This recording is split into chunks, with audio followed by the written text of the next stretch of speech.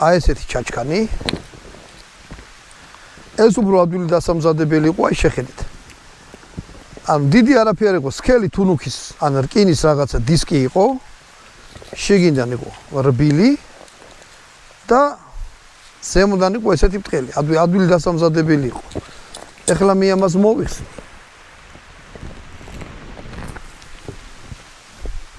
და დავიხურებ მეორენაერ. აი ეს ნორმალურად არის?